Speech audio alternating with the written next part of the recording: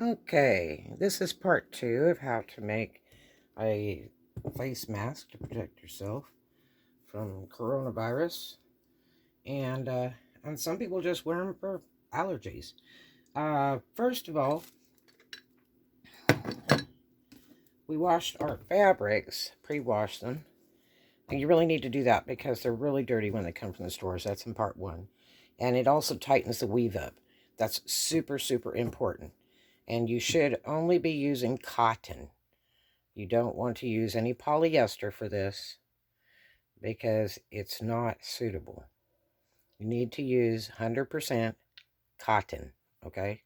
So, if you have a print, make sure it's a print that you feel like matching up, because if you're doing the curved full N95 face mask, you need to match the print up. And I mean, I went to school for all this, so all this is such old news to me. How to sew. It's not real simple.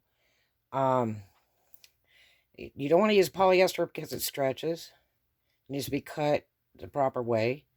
So cotton's easier, especially if you're kind of hodgepodging it and you don't know better how to sew and how to cut fabric on the bias or whatever. Um, use just cotton. And that's what the hospitals want. That's what is the best. So make sure you get 100% cotton. But your patterns are important, because if you pick a pattern, you really kind of want it to match together. And so you have to cut the fabric looking at the pattern to see where the seams are going to be to get it to match properly. Just like this one. This one's a scenery. You don't want this covering over half of this leaf or whatever. You want to have a uniform looking mask unless you know how to match fabrics up. This is one of the easiest. It's a continuous pattern, and it's got kind of a tie-dye effect to it. But it's a real minuscule pattern, as you can see. So you can cut it any way you want it, and it'll look good. A solid color is the ultimate best if you're not a real seamstress or anything like that. Just get a solid color. Make it easy on yourself, okay? And now I'm going to explain to you about interfacings. If you're going to use a liner. The reason you want to use a liner is because the mask is only effective if it has a liner in it. So you really need to have the liner. And so, let me get this up here like this.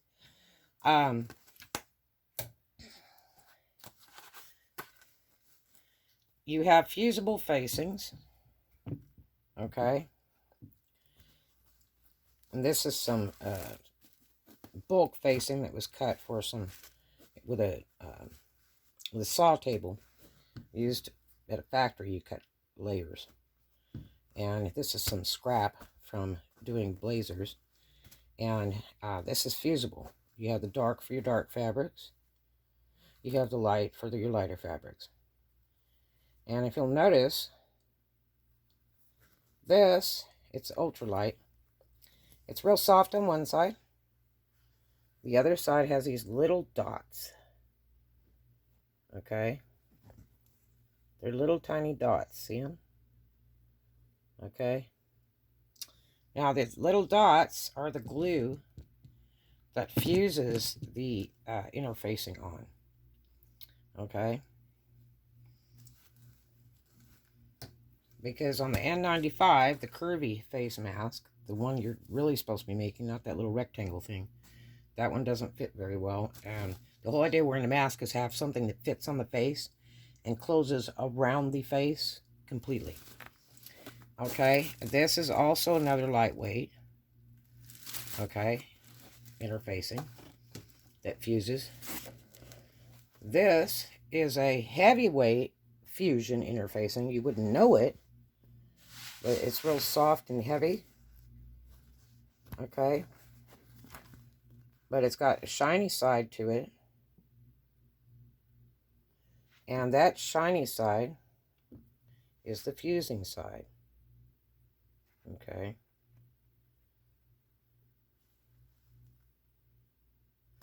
So, you want to take a non-fusible interfacing and use it for the pull-out liner. But you want to use one that's heavy like this one. This one's a heavyweight. Now, this stuff's expensive, and it can go up to $10 a yard.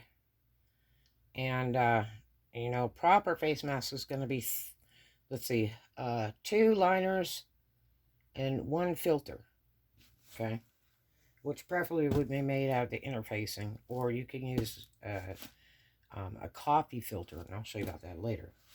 Okay, but you want to wash all your fabrics first, because people have been touching these. They might have corona. Other than fact, they sit in warehouses before they even get to the stores, and they have I don't know what in them. So make sure you pre-wash your fabrics, like I showed you in part 1. Okay, so these are bolts of facing. I don't generally keep a lot of facing around because it's made for tailored fabrics like suits and things. So people don't use a lot of facing anymore for anything. Everything's kind of stretchy and shiny and sparkly, and so I don't use it a lot. For a dress shirt collar, something like that, stabilizer for a child's gown, a tie, making things like that. Stabilizer is good for that, because it makes the fabric stabilize. No matter what weight it is, it stabilizes. It gives a little flattening, like in a lapel of a jacket. It will give some flattening to it. It will stay where it's supposed to be. It makes it heavier, moldable, like the Elvis collar where he brings it all up. It has a lot of stabilizer in it and starch.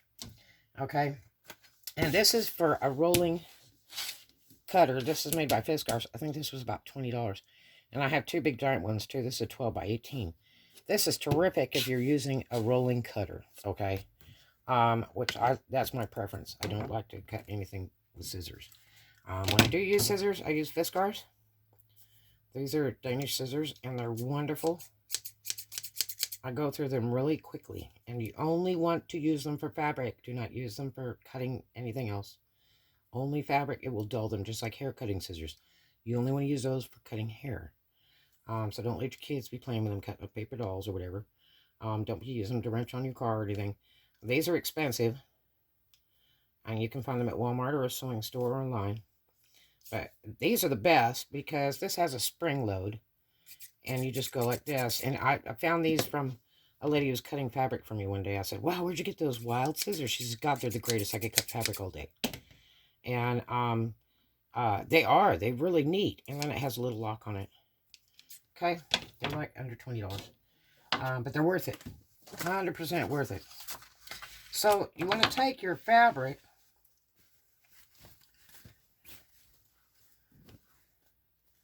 and it's easier to cut on the back side. Now, if you're only going to use one pattern, just one side of it, then you got to cut 2.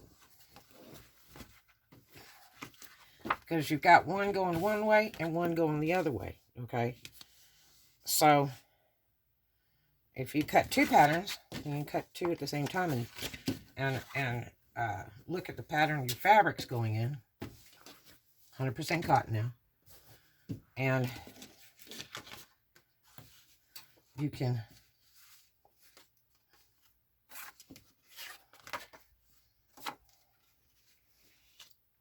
see how we've got this here.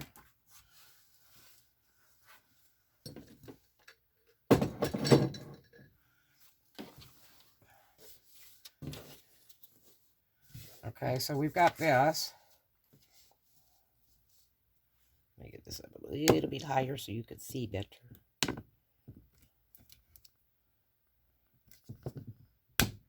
Ugh. Using a little octopus guy here, because I want to get up close. Okay, so you've got your pattern here. Lay it down on flat fabric. Okay.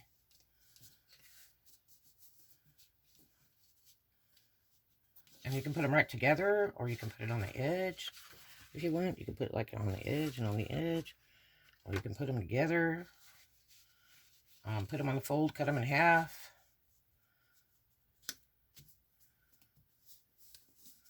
You can cut them separate, match your patterns up. The problem is you need to have this curve and this curve are going to be sewn together, okay?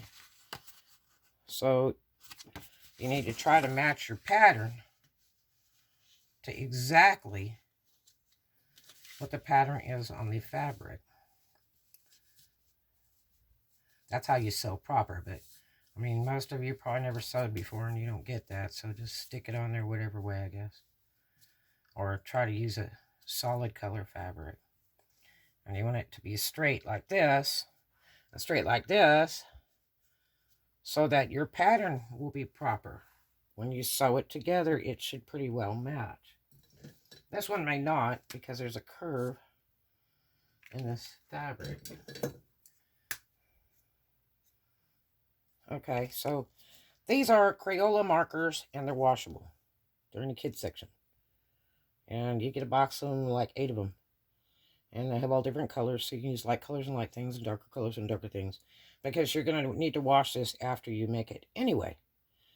And let it dry sufficiently and put it in a Ziploc bag before it goes to the hospital, because they don't want to touch it for a couple days, and especially if they don't have a sterilizer machine available to sterilize your stuff. The little rectangle ones, they give those away at the hospital to people, because they come in there and get 50 of them in their hand at a time when they say, please put a mask on when you enter the emergency room. And people go in and grab like 50 of them. That's why everybody's short. So what they're going to do with those little rectangle ones that you make, they're only temporary. They're not that good. And they give them to the customers one by one and let them take it home with them. This is more what medical staff's using, and this is safer. Okay. So nurses will wear this over another mask to help them stay safe. So I'm going to draw right here on the fabric.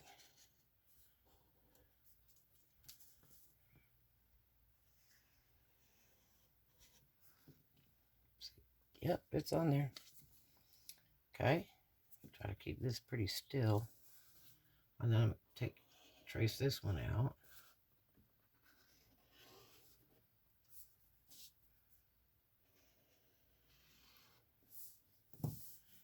And I'm only making a small seam allowance. A normal seam is like 5/8. I haven't sewn 5/8 in years, I guess. I do a lot of commercial sewing for many, many years. And I have a degree in this stuff, so a lot of education in it. Okay, so there we are.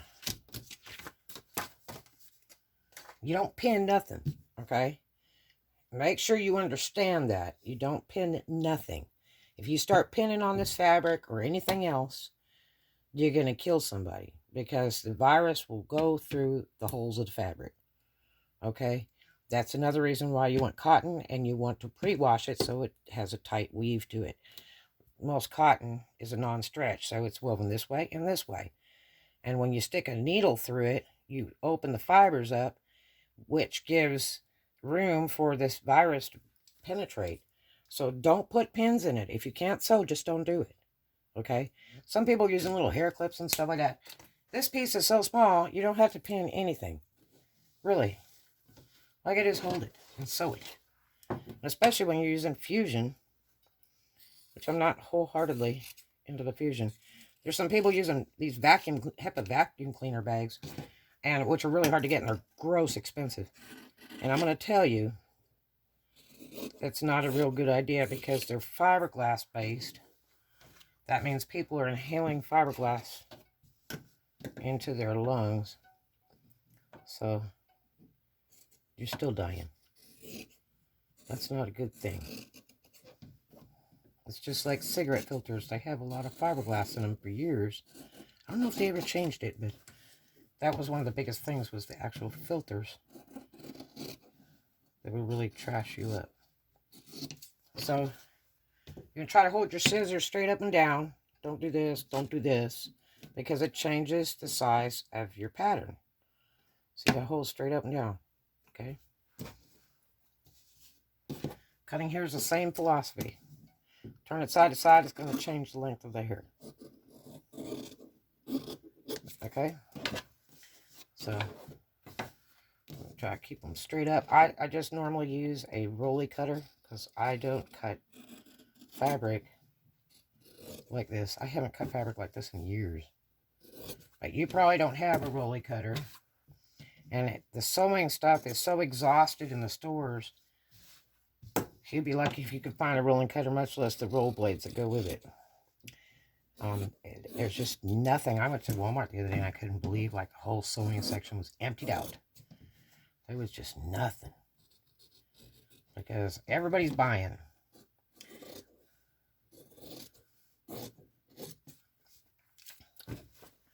There's a lot of online sales, but it's good luck who you order from because Amazon's a joke unless you get it from a private seller. So this is the mask. This is your sides. This is the middle. It goes up over the nose and the bottom. Okay. And then you can also choose to reinforce it with elastic or some floral wire or some auto wire, like a 16 gauge. You can do stuff like that too, but if you want repeated washability, you need to come up with an idea better than that, to where you can remove that wire and they can wash it successfully without destroying it with whatever you use for reinforcement, or rusting it. Okay, so here's our two pieces. See, they got to go this way. You can't cut two of these like this because that's not going to work. Because it's going to end up being sewn this way. This will be the right side. This will be the wrong side. So these have got to sew together. Okay? So you got to do it the right way. Because these will go together like this when you sew them. Okay? So, or you'll cut two of the same side. I know it's hard to figure out, but it's going to be okay. And then you can also make sure that these both entirely match each other both ways. Okay? Because this is going to be your fold over point. Alright? Now you want to take and get your interfacing, and you got to remember it's one-sided. It fuses one side. So you're going to be fusing it on that wrong side. Okay? The first interfacing you use. So the little side with all the little dots, we're going to use that. Now here's the thing. You don't have to really worry about stabilizing seams or the back end of this or, you know, short corners. It's not a big hairy deal.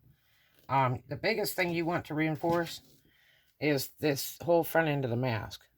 Okay? So I'm going to go ahead and use this scrap right here and get most of it. And I'm going to trace it out. This is the little dots, the glue side right here. Okay? It's a little glue side. This is the right side of fabric because I know this glue side is going to go to that bottom part of the fabric. So I'm going to trace this off with my little washable pen.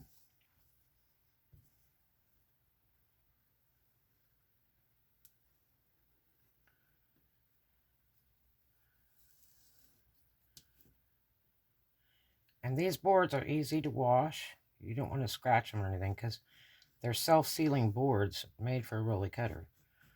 So you can wash them. I've used cleaner on them and stuff. You just don't want to scrub them with something rough.